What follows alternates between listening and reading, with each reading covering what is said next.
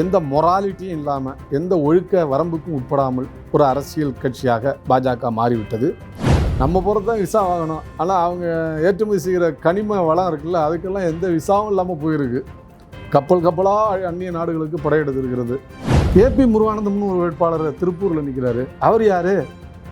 அவர் ஏற்கனவே அவருடைய மனைவியை கொலை செய்தார் என்கிற குற்றச்சாட்டு பதிவாகி வழக்கு நடந்து கொண்டிருக்கிறது. கிரிமினல் வழக்கு இருக்குது. கோயம்புத்தூர் ஏன் அவர் தேர்ந்தெடுத்தார்? அவர் கரூரில் தான் நின்னார் ஏற்கனவே சட்டமன்றத்தில். அவர் சொந்த ஊர் கரூர் தானே. ஏன் கரூரில் அவருடைய பாட்சா பலிக்கலை? பாஜக என்கிற மகா ஊழல் சமுத்திரத்தில் எல்லா ஆறுகளும், ஊழல் ஆறுகளும், மாநில கட்சிகளும், சின்ன சின்ன கட்சிகளும் அங்கே போய் சங்கமித்து கொண்டு இருக்கிறது. அதுதான் இன்றைக்கி நடக்குது. வில்லன் ஹீரோனா வில்லன் இருக்கார்ல, இப்போ வில்லனுக்கும் ஒரு மரியாதை இருக்குல்ல படத்தில், அந்த வில்லன் தன்மையை தான் இன்னைக்கு பாஜக அரசியலில் பிரதிநிதித்துவப்படுத்துகிறது. அதிர்ஷ்டம் சேனல் நேயர்களுக்கு வணக்கம்.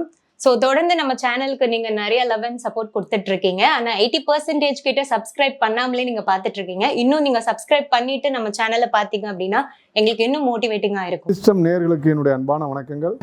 முதல்ல அவங்களுடைய சேஃப்டி சைடு பார்க்குறாங்க. தங்களுடைய கணக்கு, கொள்ளையடித்த அல்லது வருமானத்துக்கு மீறிய சொத்து சேர்த்தது, இந்த விஷயங்களையெல்லாம் பாதுகாக்கணும்னா இந்த மாதிரி ஒரு அமைப்பில் போய் நாம் கவலையிட்டு இருக்கலாம் என்கிற ஒரு நினைப்பில் தான் அவங்க கட்சியெல்லாம் கலைத்து விட்டு அங்கே போய் சேர்றாங்க. இன்னொன்று, பாஜக ஒரு கொள்கை கட்சி அல்ல. எவ்வளோ பெரிய ஆளாக இருந்தாலும், அது சாக்கடையிலேயே புழுத்த ஆட்களாக இருந்தாலும் அவர்களுக்கு கூப்பிட்டு வெஞ்சாமரம் வீசுகிற ஒன்றை தான் இன்றைக்கி அரசியல் ரீதியாக பாஜக செய்து கொண்டிருக்கிறது. ஒரு கட்டத்தில் இந்துத்துவாவை கூட பலி கொடுப்பதற்கு அவர்கள் தயாராவார்கள். ஏன்னா அந்த அளவுக்கு எந்த மொராலிட்டியும் இல்லாமல் எந்த ஒழுக்க வரம்புக்கும் உட்படாமல் ஒரு அரசியல் கட்சியாக பாஜக மாறிவிட்டது. நான் தான் சொன்னேனே, பிரிட்ஜ் பூஜன் அந்த மல்யுத்த வீராங்கனைகள் நடத்திய போராட்டம் எத்தனை காலம், மாத கணக்கில் நடத்தினாங்க. கடைசியில் அவங்க விருதுகள்லாம் கொண்டு கங்கையில் தூக்கி போட்டாங்க. அப்போ கூட கவலைப்படாதவர்கள் தானே இவர்கள். எனவே இவர்கள் எந்த எல்லைக்கும் போவார்கள் என்பதற்கு இதெல்லாம் சமீபத்திய எடுத்துக்காட்டு. நீங்கள் சரத்குமார் கட்சியை கலைச்சது, அங்கே ரெட்டி பிரதர்கள் சகோதரர்கள் அங்கே கட்சி கலைத்து விட்டு போய் சேர்ந்து ஜனார்தன் ரெட்டி போய் அதான் ரெட்டி சகோதரர்கள் தான், அந்த பேரன் தான், அயன் ஓர் பேரன். அவங்க தான் ஆண்டுக்கு 30,000 கோடி ரூபா எந்த விசாவும் இல்லாமல் நம்ம போகிறது தான் விசா வாங்கணும், ஆனால் அவங்க ஏற்றுமதி செய்கிற கனிம வளம் இருக்குல்ல, அதுக்கெல்லாம் எந்த விசாவும் இல்லாமல் போயிருக்கு. கப்பலாக அந்நிய நாடுகளுக்கு படையெடுத்திருக்கிறது. இப்படி சம்பாதித்த பணம்லாம் இருக்குது. இதையெல்லாம் காப்பாற்றணும்ல. அப்போ ஒரே இடம் எங்கே? ஒரே புகலிடம். குற்றவாளிகளின் ஒட்டுமொத்த புகலிடமாக பாஜக மாறிவிட்டது. வரி ஏய்ப்பவர்களின் ஒட்டுமொத்த புகலிடமாக பாஜக மாறிவிட்டது. வருமானத்துக்கு மீறிய சொத்து சேர்த்தவர்களின் சொர்க்க புரியாக பாரதிய ஜனதா மாறிவிட்டது. அதனுடைய சமீபத்திய சாட்சி தான் இந்த கட்சி கலைப்புகளும் பாஜகவில் சங்கமாகும். எல்லா நதிகளும் சென்று கடலில் தான் போய் கலக்கும். அதில் விதிவிலக்கே இருக்காது. எல்லா நதிகளும் சங்கமாவது சமுத்திரத்தில் தானே. எல்லா ஊழல்வாதிகளும் சமுத்திரத்தில் சங்கமிப்பது பாஜகவில் தான். பாஜக என்கிற மகா ஊழல் சமுத்திரத்தில் எல்லா ஆறுகளும், ஊழல் ஆறுகளும், மாநில கட்சிகளும், சின்ன சின்ன கட்சிகளும் அங்கே போய் சங்கமித்து கொண்டு இருக்கிறது. அதுதான் இன்னைக்கு நடக்குது. இப்போ பாஜக ஜாதிய கட்சிகளை தன் கைக்குள்ள வச்சுக்கின்னு தமிழகத்திலையும் கால் ஊன்ற முயற்சிக்கிறாங்க அப்படின்றாங்க. இதை எப்படி பார்க்குறீங்க? இப்போ நீங்கள் தமிழ்நாட்டை எடுத்துங்களேன், அவங்க கணக்கு என்ன அரித்மெட்டிக்கு உதாரணத்துக்கு எடுத்துங்க. இப்போ அவங்களோட கூட்டணியில் இருக்கிறது யார்? வடபுலத்தில் பெரும் எண்ணிக்கையில் இருக்கிற வன்னிய சமூகங்களை பிரதிநிதித்துவப்படுத்துகிற பாட்டாளி மக்கள் கட்சி. அப்புறம் முதலியார்கள் அதிகம் இருக்கிற கட்சி, அதான் ஏசி சண்முகத்தோடைய கட்சி. இன்னொன்று, ஒரு பக்கம் நில உடைமையில் இருக்கக்கூடிய இந்த மத்திய மாவட்டங்கள்லேயும் வட மாவட்டங்களில் ஓரளவு இருக்கக்கூடிய உடையார்கள், அதுதான் ஐஜேகே, இந்திய ஜனநாயக கட்சி. அப்புறம் அந்த பக்கம் போனீங்கன்னா உங்களுக்கு தெரியும், சமத்துவ மக்கள் படை தான் இணைஞ்சிடுச்சு. அந்த பக்கம் போனீங்கன்னா ஜான் பாண்டியனுடைய தேவேந்திர குல வேளாளருடைய கட்சி. அப்புறம் தேவநாதன் யாதவ் வின் டிவி நடத்துகிறார அவருடைய கட்சி, அதுக்கு ஒரு ஜாதிய பின்புலம். அப்புறம் முக்குளத்தோர் வாக்கு வங்கியை கருத்தில் கொண்டு தான் ஓபிஎஸ்சியும் டிடிவியும் அட்டே டைமில் இவங்க தூக்கி கூட்டணியில் போட்டு வச்சுருக்கிறாங்க. எப்பயுமே தமிழ்நாடு சமூக நீதி காத்தம்மன். ஜாதியில் பிறந்திருக்கலாம், ஒருபோதும் ஜாதி ரீதியாக தமிழ் மக்கள் என்றைக்கும் வாக்களித்ததிலே, வாக்களிக்க போவதும் இல்லை. இந்த தேர்தல் அவர்களுக்கு தக்க படிப்பினையை தரும், பாடத்தை கற்றுக் கொடுக்கும். அதான் என்னுடைய கருத்து. அப்ப இதுவரையும் வந்து இதே ஆட்கள் வந்து திமுக கூட அதிமுக கூட கூட்டணி வைத்திருந்தாங்களே, அப்பொழுது மட்டும் அது சரியா சீரா இருந்திருக்கும்னு நினைக்கிறீங்களா? இல்லை, அந்த கூட்டணிகளில் இவங்களை நம்பி மட்டுமே கூட்டணி இல்லையே. நீங்கள் உறுப்பு கட்சியில் ஒன்றோட ஒன்று சேர்ந்து வந்திருப்பாங்க. இப்போ தேமுதிக இருக்குது, இப்போ தமிழ் மாநில காங்கிரஸ் நான் அப்படி குறை சொல்லலையே. அங்கே இருக்கிற ஜாதிய கட்சிகள் அதனுடைய பின்புலத்தை தான் சொல்கிறேன். நீங்கள் மற்றதை நீங்கள் பார்க்குற போது, நீங்கள் இப்போ இங்கே வர்ற போது ஒரு அரசியல் அணி சேர்க்கை இந்தியா கூட்டணி திமுக தலைமையில். இங்கே கூட கொங்கு நாட்டு கட்சி இருக்குது. ஆனால் அந்த வேட்பாளரை பற்றி ஒரு பிரச்சனை வந்தபோது என்ன பண்ணாங்க, உடனே வேட்பாளர் மாற்றப்பட்டார். சமூக ஊடகங்களில் அவர் கடந்த காலத்தில் பேச்செல்லாம் வந்த உடனே மாற்றப்பட்டார். நடந்துச்சா இல்லையா? ஆனால் பாஜக நிறுத்திய வேட்பாளர் பாருங்கள், சிதம்பரத்தில் திருமாவளவன் அவர்களை தொல் திருமாவளவனை எதிர்த்து நிற்கக்கூடிய கார்த்திகாயினி. அவங்க யார்? குன்கா தீர்ப்புக்கு அன்னைக்கு மேயராக இருந்தாங்க வேலூர் மேயரான இவர் ஒரு தீர்மானத்தை கொண்டு வந்து குன்கா தீர்ப்பை விமர்சித்து கண்டித்து தீர்மானம் போடுறாரு.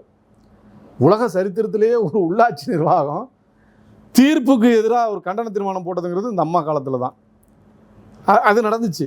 அது இப்போ அந்த அம்மா அவங்க வந்து போய் பாஜகவில் சேர்ந்து அங்கே களங்காண்கிறார்.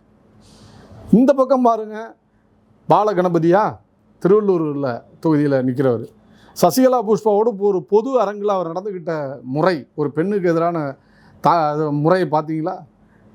அது பொது வெளியிலே வந்துச்சுல வீடியோ. அவர் தான் இப்போ வேட்பாளர். எடுத்து பாருங்கள். ஏபி முருகானந்தம்னு ஒரு வேட்பாளர் திருப்பூரில் நிற்கிறாரு. அவர் யார்? அவர் ஏற்கனவே அவருடைய மனைவியை கொலை செய்தார் என்கிற குற்றச்சாட்டு பதிவாகி வழக்கு நடந்து கொண்டு இருக்கிறது. கிரிமினல் வழக்கு இருக்குது, நடந்துக்கிட்டு இருக்கு. அவர் தான் அங்கே வேட்பாளர். இப்படி நீங்கள் எல்லா வேட்பாளரையும் எடுத்து பார்த்தீங்கன்னா பின்புலம் இப்படியானதாக இருக்கிறது. அதுதான் ஒரே கேட்டகரி அங்கே. அதுதான் அங்கே இருக்கிற ஒரே தகுதிப்பாடாக தெரிகிறது எனக்கு. அப்படி உள்ளவர்களுக்கு அதை வந்து லைம் லைட்னு நினைக்கிறாங்க. அதுதான் பிரபலம் அடைகிறதுக்கு ரெண்டு வகை உண்டு. ஒன்று சேவை செய்வது, மக்களுக்கு தொண்டாற்றுவது, வெள்ள காலங்களில் பணியாற்றுவது, பாதிக்கப்பட்ட நேரங்களில் போய் நிற்பது, உதவுவது, போராடுவது, இதெல்லாம் தொண்டு செய்வது, மக்கள் தொண்டு. இன்னொரு பக்கம் மக்களுக்கு எதிரான அடக்குமுறைகளை கட்டவிழ்த்து விடுவது, ரவுடிசம் பண்ணுறது, குற்றச்செயல்களில் ஈடுபடுவது, இல்லைன்னா சிட்ஃபண்டு நடத்தி மக்கள் பணத்தை கொள்ளையடிப்பது, அதன் மூலம் பேப்பரில் வந்துட்டு இருக்காங்களா, அதுவும் எதிர்பிம்பம் தானே. ஹீரோனா வில்லன் இருக்காருல்ல, இப்போ வில்லனுக்கும் ஒரு மரியாதை இருக்குல்ல படத்தில், அந்த வில்லன் தன்மையை தான் இன்னைக்கு பாஜக அரசியலில் பிரதிநிதித்துவப்படுத்துகிறது. அப்படிப்பட்ட நபர்களை தேடி கண்டறிந்து தான் வேட்பாளராகவும் கள போராளிகளாகவும் இன்றைக்கு நிறுத்தி கொண்டிருக்கிறது. மக்கள் இதையெல்லாம் பார்த்து கொண்டு தான் இருக்காங்க. நிச்சயமாக இந்த தேர்தலில் நல்ல பாடத்தை புகட்டுவார்கள் என்பதில் மட்டும் எனக்கு நம்பிக்கை உண்டு. கோயம்புத்தூர்ல வந்து அண்ணாமலை வந்து நிற்கிறாரு. இது வந்து களத்தை வந்து எந்த அளவு வந்து பரபரப்பா ஆக்கியிருக்கு, அது ஒரு வெற்றி வாய்ப்பு அவருக்கு வந்து இருக்கா, அதை பற்றி சொல்ல முடியுங்களா? கோயம்புத்தூர் ஏன் அவர் தேர்ந்தெடுத்தார்? அவர் கரூரில் தான் நின்னார் ஏற்கனவே சட்டமன்றத்தில். அவர் சொந்த ஊர் கரூர் தானே.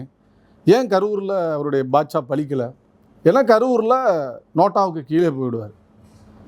எனவே தான் அவர் கோயம்புத்தூருக்கு வர்றாரு. கோயம்புத்தூரில் கொஞ்சம் வட புலத்தை சார்ந்தவர்கள் குடியிருக்கிற இடம்லாம் இருக்குது. அதெல்லாம் பாஜக வாக்கு வங்கியாக இருக்கிறது. அதில் கொஞ்சம் வாக்கு வாங்கலாம். எப்படி இருந்தாலும் ஒரு 7% 8% ஓட்டு தான் அவர் வாங்க முடியுமே தவிர ஒருபோதும் வெற்றி என்கிற அந்த இடத்துலையே அவர் இல்லை, 2வது இடத்துலையே இல்லை அவர். ஏன்னா இதுதான் தெளிவு. அதனால தான் அவர் நான் போட்டியிட விரும்பவில்லைன்னாங்க. நீங்கள் பாருங்கள், இவர் திமுகவிலேருந்து போய் சேர்ந்துருக்கிறார்ல, அவர் எனக்கு தேர்தல் எனக்கு பிடிக்கவே இல்லை, என்ன வேண்டான்னு சொன்னேன், ஆனால் கேட்காம நிறுத்திருக்காங்கன்னு இருக்கார்.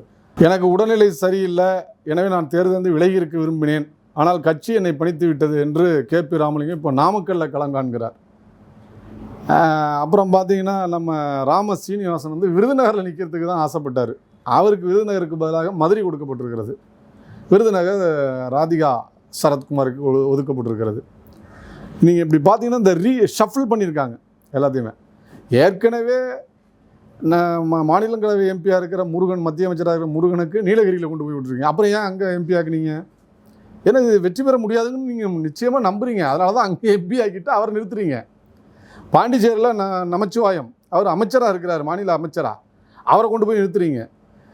அதே மாதிரி நெல்லையில் நயினார் நாகேந்திரன் சிட்டிங் எம்எல்ஏ, அவரை கொண்டு நிறுத்திருக்கிறீங்க. அதனால தான் இப்போ வானதி மேடம் என்ன நினைக்கிறாங்கன்னா, நானும் சிட்டிங் எம்எல்ஏ தானே, ஏன் எனக்கு இந்த வாய்ப்பு கொடுக்கப்படவில்லை, பெண் என்கிற காரணத்தை என்னை நிறுத்தி விட்டார்களா என்கிற ஒரு உள்குத்து வேலையும் நடந்துக்கிட்டு தான் இருப்பதாக பல அரசியல் வல்லுநர்கள் ஆர்வம் சொல்லி கொண்டிருக்கிறார்கள். இப்போ இது எல்லாமே நீங்கள் ஏக காலத்தில் தான் நடந்திருக்குங்கிறதையும் நாம் பார்க்க வேண்டியிருக்குது. நிச்சயமாக அண்ணாமலை கோயம்புத்தூரில் நிற்பதால் எந்த விதமான விளைவுகளும் வரப்போகிறதில்ல. பாஜக வளர்ந்துவிட்ட ஒரு கட்சி போல காட்டுவதற்கான ஒரு பிம்பத்தை அவங்க தொடர்ந்து உருவாக்கிக்கிட்டு இருக்கிறாங்க. நிச்சயம் அது இந்த தேர்தலில் உடைபடும். அவர் எந்த இடத்தை பிடிப்பாரு? அவர் முதல் இடத்தையும் பிடிக்கலாமா? அதாவது என்னன்னாங்க, இந்த கார்ப்பரேட் மீடியா இருக்குல்ல, எந்த அடிப்படையில் கருத்து கணிப்பு நடத்தி 5 இடத்துல பாஜக வெல்லும் அந்த தொகுதியை சொன்னாங்கன்னா நான் கேட்பேன். சரி, கொடுத்ததுக்கு கூவுறான், அதுதான். அண்ணாதிமுகவே பின்னுக்கு தள்ளிட்டு பாஜக முன்னுக்கு வந்தது மாதிரி ஒரு பிரம்மையை ஏற்படுத்தி கொண்டிருக்கிறார்கள். எனவே ஊடகம் ஊற்றவனுக்கு தான் எப்பயுமே வேலை செய்யும். அந்த ஊற்ற பாஜகவுக்கு இப்போ வேலை செய்து கொண்டிருக்கிறது. ஆனால் இந்த ஊதி பெருத்து காட்டப்பட்ட பிம்பங்கள் எல்லாம் ஜூன் 4ஆம் தேதி சுக்கு நூறாக வெடித்து சிதறும். அத்தனை பொய்களும் வெளியே வரும். அன்னைக்கு மக்களுக்கு உண்மை தெரிய வரும். ஏன்னா மக்கள் மிக தெளிவாக இருக்காங்க. இந்த தேர்தலே மோடிக்கு எதிரான மக்களினுடைய தீர்ப்பாகத்தான் இருக்கும். மோடிக்கு எதிராக தமிழர்கள் திரண்டு இருக்கிறார்கள், தமிழ் மக்கள் திரண்டு இருக்காங்க. வெள்ள காலத்தில் இயற்கை பேரிடர் பாதித்த காலத்தில் வராத பிரதமர் இப்போ 5 முறை வர்றாரு. இப்போ எதற்கு அவர் முன்னுரிமை கொடுக்கிறார் என்பதில் மக்கள் மத்தியில் சாதாரண கிராமப்புறத்து ஏழை எளியனுக்கு கூட அந்த எண்ணம் வந்து விட்டது. அப்போ தமிழ்நாட்டை ஒரு வேண்டா வெறுப்பாக, தமிழ்நாட்டை வஞ்சிக்க வேண்டும் என்கிற நோக்கோடு, தீய நோக்கோடு தொடர்ந்து அரசியல் நிலைப்பாடு எடுக்கிற ஒரு கட்சி பாஜக என்கிற பிம்பம்தான் இன்றைக்கு நாட்டு மக்கள் மத்தியில் உருவாகி இருக்கிறதே தவிர பாஜக தமிழ்நாட்டுக்கு ஏற்ற கட்சியாகவே ஒருபோதும் வர முடியாது, வருவதற்கான வாய்ப்பில்லை என்பது தான் இன்றைக்கி தெளிவாக இந்த அரசியல் நிகழ்வு போக்குகள் காட்டி கொண்டிருக்கிறது. ஸோ இந்த வீடியோ உங்களுக்கு பிடிச்சிருக்கும்னு நினைக்கிறேன். அப்படி பிடிச்சிருந்தா லைக் பண்ணுங்கள், உங்கள் ஃப்ரெண்ட்ஸ்க்கு ஷேர் பண்ணுங்கள், மறக்காமல் நம்ம சேனலை சப்ஸ்கிரைப் பண்ணுங்கள். தேங்க்யூ.